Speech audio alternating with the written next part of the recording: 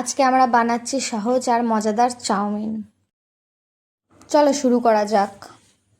আমাদের ঘরে যা যা সবজি ছিল সেগুলো দিয়েই ভাবলাম চাউমিনটা বানানো যাক।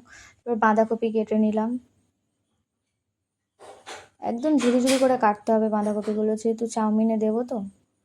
তারপর বাঁধাকপিটা সিদ্ধ বসিয়ে দিলাম।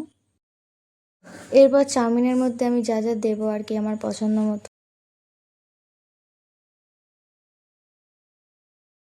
এখানে আমি পেঁয়াজ, লঙ্কা, রসুনের কোয়া,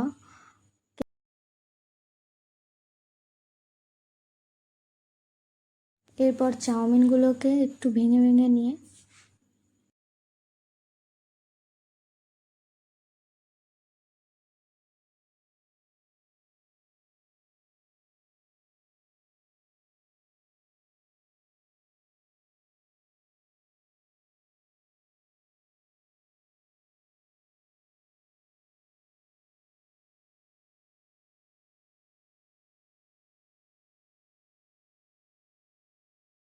এর মধ্যে পরিমাণ মতো জল দিয়ে দেব। চাউমিনটা যাতে সিদ্ধ হয় সেই রকম পরিমাণ মতো জল দিলেই হবে।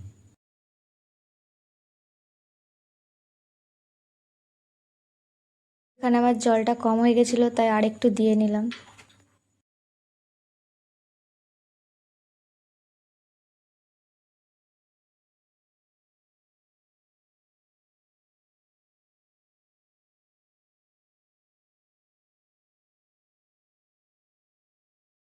দেখুন চাউমিনটা একদম সিদ্ধ হয়ে গেছে, 2 মিনিট আমি রেখেছিলাম জলের মধ্যে, খুব ভালোভাবে সিদ্ধ হয়ে গেছে। এবার আমি একটা পাত্রের মধ্যে ঢেলে নিলাম, জলটা তো ঝরিয়ে নিতে হবে।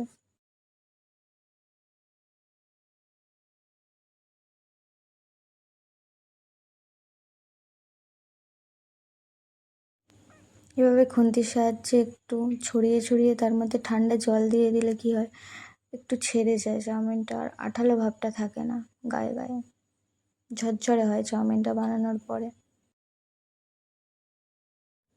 এখানে কড়াটা গরম করতে দিয়ে দিয়েছিলাম, এখানে পরিমাণ মতো তেল দিয়ে নেব।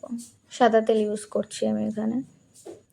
তোমরা যেমনটা তেল খাও, কেউ কম কেউ বেশি, তেমনটা পরিমাণ তেল দিয়ে নেবে নিজেদের সুবিধা মতো।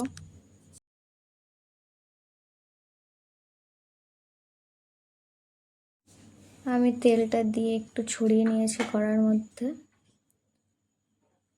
এখন একটু অপেক্ষা করতে হবে, কড়াটা গরম হয়েছে কিনা আমি দেখে নিলাম, না হলে চাউমিনটা গায়ে গায়ে লেগে যাবে কড়াটা গরম না হলে।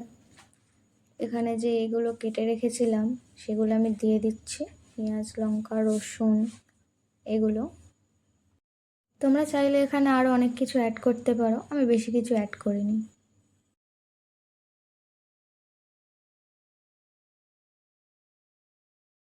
পেঁয়াজ, লঙ্কা, রসুন ভালোভাবে একটু ভেজে নিতে হবে।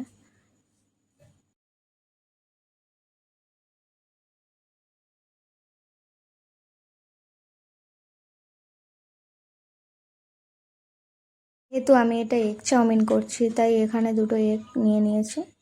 তোমরা চাইলে 3টেও ইউজ করতে পারো, তোমাদের ইচ্ছে মতো।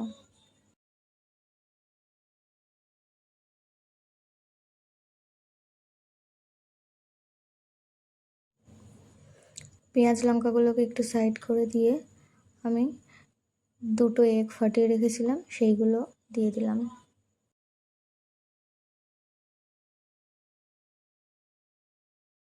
ঠিক খুন্তি দিয়ে নাড়াতে থাকতে হবে এগগুলোকে, যতক্ষণ না ঝুরু ঝুরু হয়ে যায় এগটা।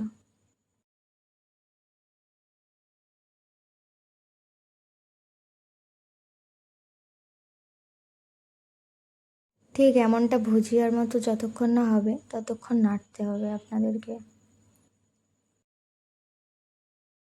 তারপর এগ ভুজিয়াগুলোর সঙ্গে পেঁয়াজ, লঙ্কা, রসুন যেগুলো আমি দিয়েছিলাম সেগুলো এইভাবে ঠিক মিশিয়ে নিতে হবে। তারপর আমি যে বাঁধাকপিটা সিদ্ধ করে রেখেছিলাম সেইটা এর সঙ্গে অ্যাড করে দেব।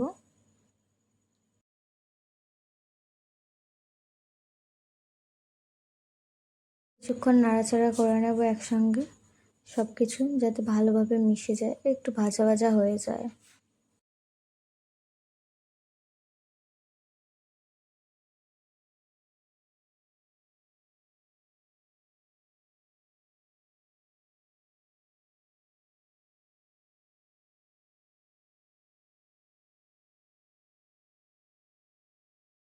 আমি এখানে একটু ম্যাগি মশলা অ্যাড করে নেব।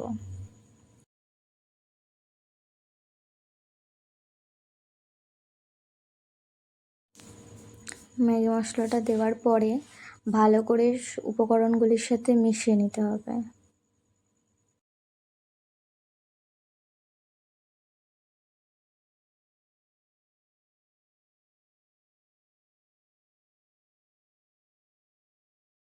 আমি এখানে একটু টমেটো সস ইউজ করে নিচ্ছি। আপনারা চাইলে এখানে সয়া সস এগুলো ইউজ করতে পারেন। আমি পছন্দ করি না, তাই এখানে ইউজ করিনি। তারপর সসটা উপকরণগুলোর সাথে ভালোভাবে মিশিয়ে নিতে হবে।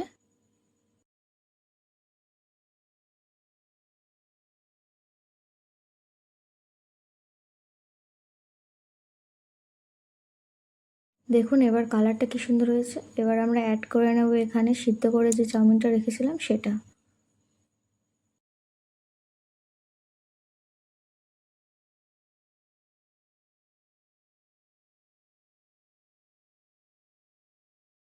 চাউমিনটা এবার ভালোভাবে উপকরণগুলোর সাথে মিশিয়ে নিতে হবে।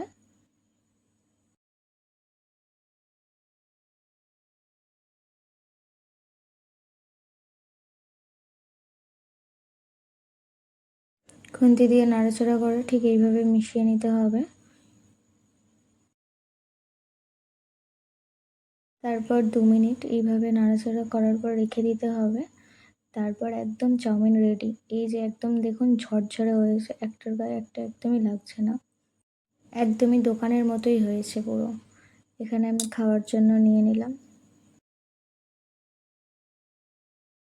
উপর থেকে একটু সস দিয়ে দিলাম যাতে ভালো লাগে।